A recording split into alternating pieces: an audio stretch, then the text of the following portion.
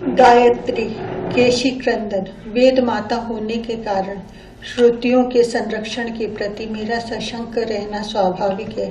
श्रुति के संरक्षकों को मेरा सहज स्नेह प्राप्त होता है। वेद, ब्राह्मण, गौ तथा सुरों की रक्षा के लिए श्री हरि बार बार पृथ्वी पर पदार्पण करते हैं, किंतु जब से असुर हयग्रीव ने प्रलय अवधि में वेदों का हरण किया, मुझे असुर घोटकों से अधिक आशंका हो गई है।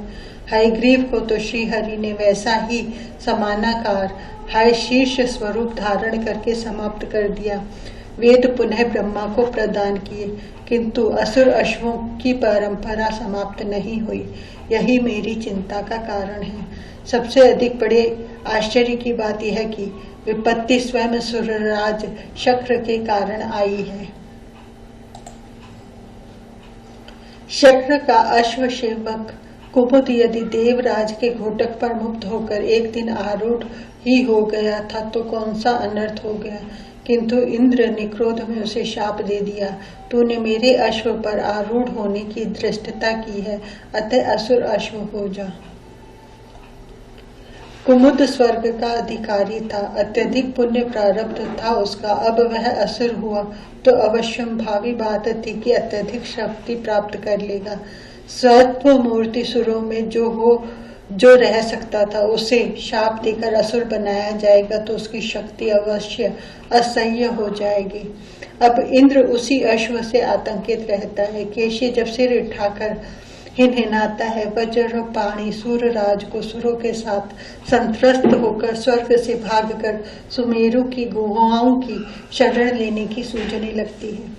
मुझे सुरों की उतनी चिंता नहीं है। सुरों की सुरक्षा का दायित्व सृष्टिकर्ता पर है। मुझे चिंता है श्रुतियों के संबंध में और श्रुतियों के संरक्षक वेदज्ञ ब्राह्मणों के संबंध में।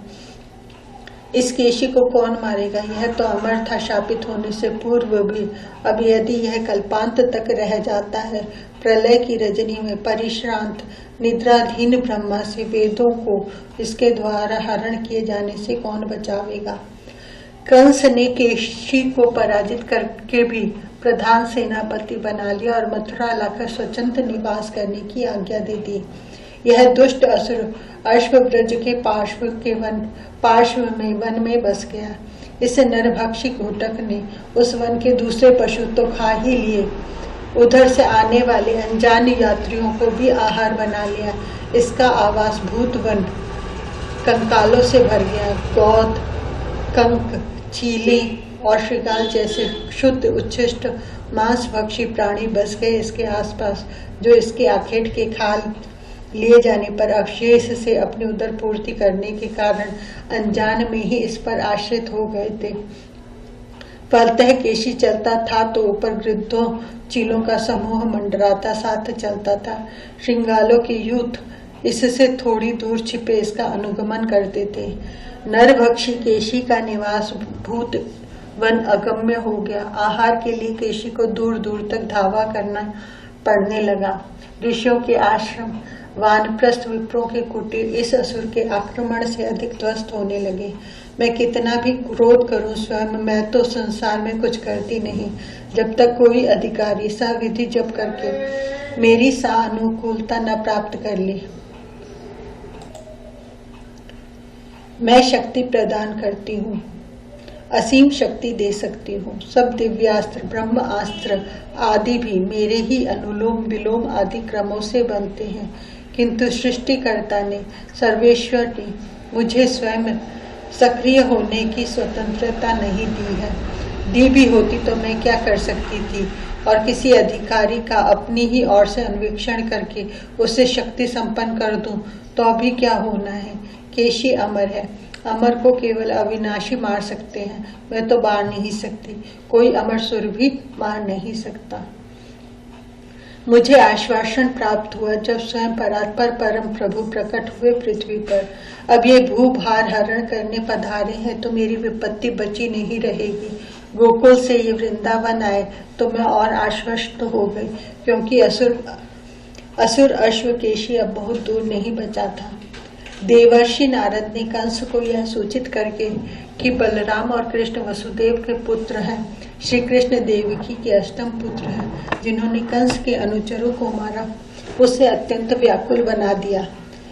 वह पहले से संदेह करने लगा था कि उसका काल ब्रज में नंद भवन में ही है। अब देवर्षि ने दृढ़ कर दिया इस बात को। देवर्षि भयभीत न कर देते तो वह तत्काल वसुदेव देवकी को मार देता। उन दोनों को पुनः बंदी किया उसने और केशी को तत्काल मथुरा बुलाकर ब्रज भेज दिया। कंस अब अपनी विपत्ति को किसी प्रकार बचे नहीं रहने देना चाहता था।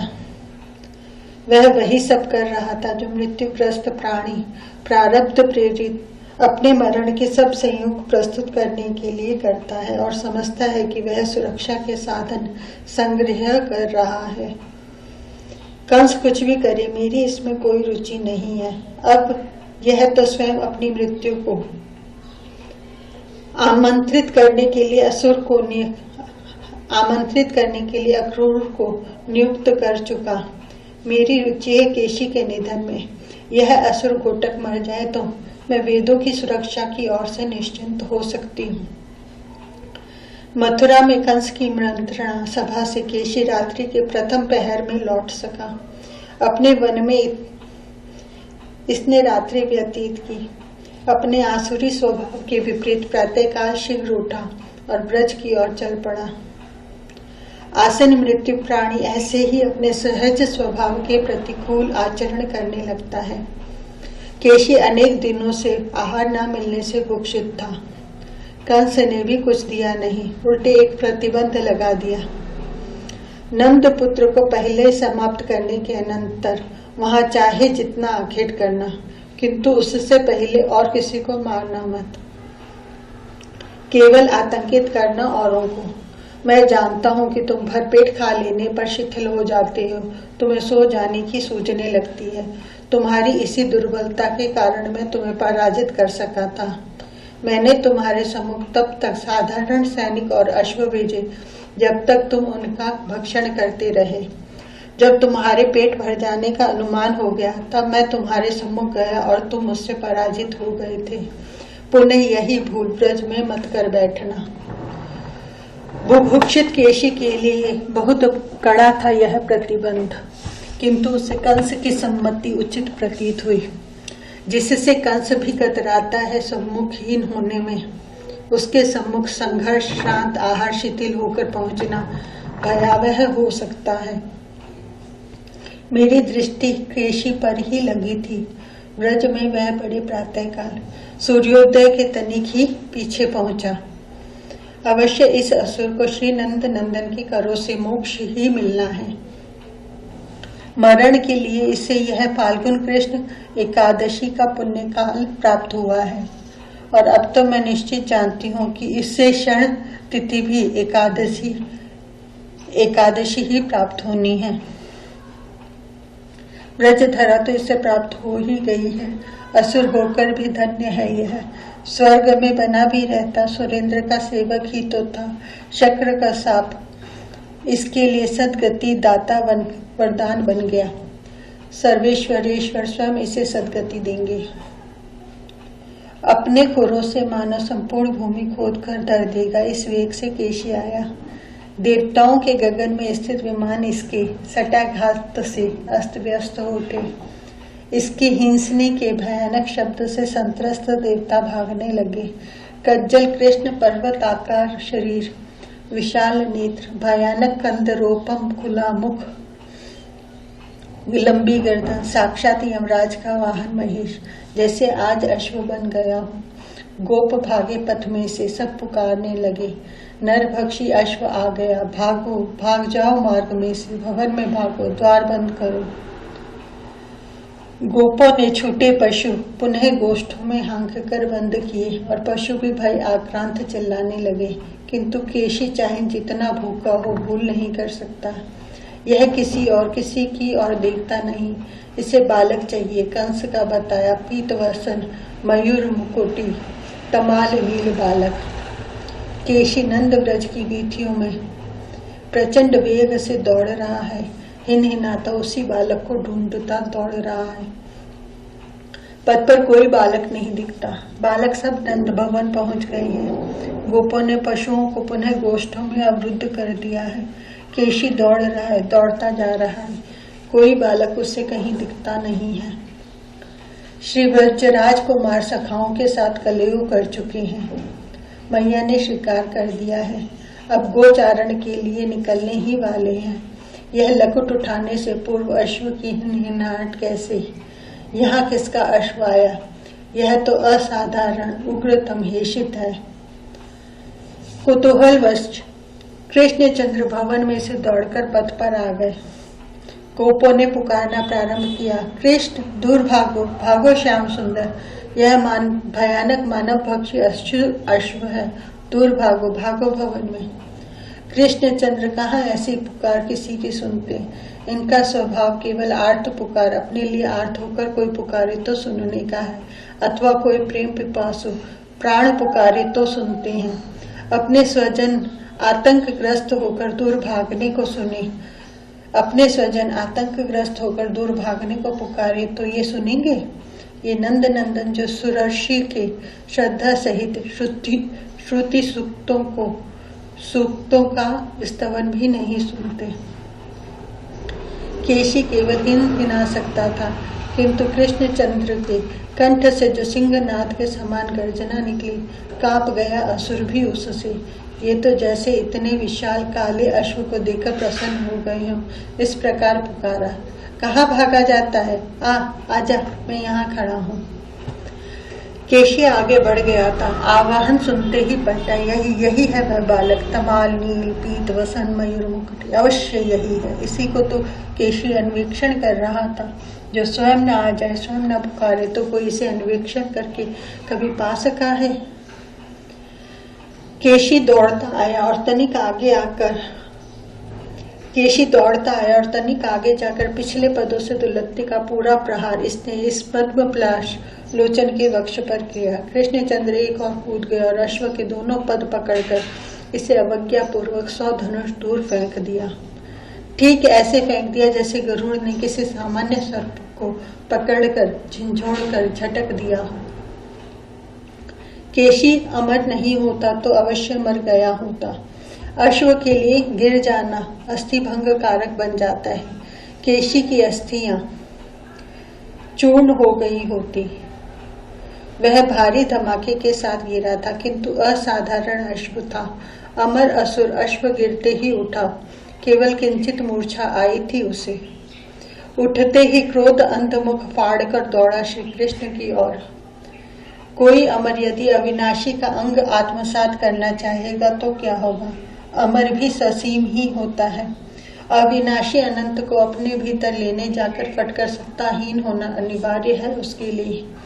यही हुआ केशी के साथ। वह मुख फैलाए आया तो ब्रजराज कुमार ने मुस्कुराते हुए वाम कर की मुट्ठी बांध ली और वह बाहु केशी के मुख में ऐसी प्रविष्ट हो गई जैसे सर्प स्वयं बिल में चला जाए। उस ब्रज बाहु के स्पर्श से केशी के सब दांत टूट गए और उदर में चले गए। गिर पड़ा केशी और पैर फटफटाने लगा। अनंत अविनाशी की भुजा उसके उदर में बढ़ती चली गई। श्वास रुद्ध हो गई। केशी के संपूर्ण शरीर से स्वेद धारा चल पड़ी। नेत्र निकल आए। लेंट निकल गया मल द्वार से और उसका उदर फूट के ककड़ी के समान फट गया।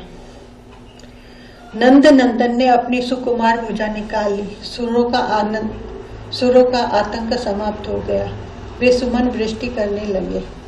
उनका आतंक केशी तो अब गोलोक गया, श्याम सुंदर का अश्व बनकर। अब इसका यह विदीर्ण वपु गोपों के सेवक कहीं दूर फेंक देंगे और केशी के सहारे ही पले श्रृगाल गृद्ध चीलें इसे समाप्त कर देंगी। वे भी पवित्र हो जाएंगे इसे खाकर।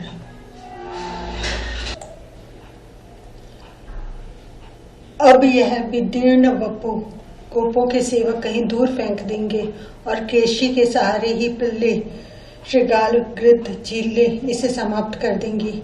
वे भी पवित्र हो जाएंगे इसे खाकर। सहसा देवर्षि आ गए। आते ही हंसकर बोले, अब संसार केशी को मारने के कारण आपको केशव कहेगा। परसों कंस को उसके अनुचरों मल्लो अनुजों के साथ मार दीजिए। देवर्षि ने आगामी असुर ध्वंस का कार्यक्रम शीघ्र सुना दिया और अदृश्य हो गए, क्योंकि सखा समीप आ गए थे। मैया ब्रजेश्वरी ने सबको साग्रह भेजा था नीलमणि को लाने के लिए। पता नहीं क्या हो रहा था बाहर। किसी अश्व की भयानक हेसियत सुनाई पड़ी थी। इसने उस अश्व के मुख में यह बाहु डाल दी थी। वरुथप ने सुनाया। सब श्याम को घेर कर मैया के सामने ले गए। अब भी वाम भुजा अश्व के श्लेष्मा से क्लिन्न है। उसने तुझे काटा तो नहीं? मैया सशंक अपने नीलमणि की भुजा देख लेना चाहती है। मुझे काटता? मुझे तो कोई भी नहीं काटता। अब ये स्वयं आश्चर्यपूर्वक अपनी ही भुजा देखने लगे, जैसे इन्हें कोई इन्हें काट भी सकता है। ये संभावना ही आश्चर्यजनक है। सचमुच कोई परिपूर्ण अखंड अविनाशी को काट कैसे सकता है? ये तो भोलेपन से कहते हैं। बतलाऊं? अब तो बतलाना रहने दे। मैया जानती है कि बतलाने के नाम पर उनका लान श्वान मार्जार या किसी भी पशु के मुख में कर डालने लगेगा। मुझे यह बाहु धो लेने दे। यह कितनी मलिन हो गई है। तुझे गोचारण के लिए गायें पुकारने लगी हैं। सचमुच अब गायों ने वृषभों ने एक साथ गोष्ठों में से हुंकार करना प्रारंभ कर दिया है। गोपों को भी लगता है कि बालक पहले पशु लेकर वन में चले जाएं, तब मृतक असुर घोटक के शव की व्यवस्था करना ठीक होगा। सब अपने गोष्ठों के द्वार उन्मुक्त करने चले गए हैं। गोपाल को भी वन में जाने की शीघ्रता है। मैया इनकी वाम भुजा धोकर पोंछकर भली प्रकार देखने में लगी है और ये उसे छुड़ाकर लकुट लेकर वन में सखाओं के साथ जाने को आतुर है।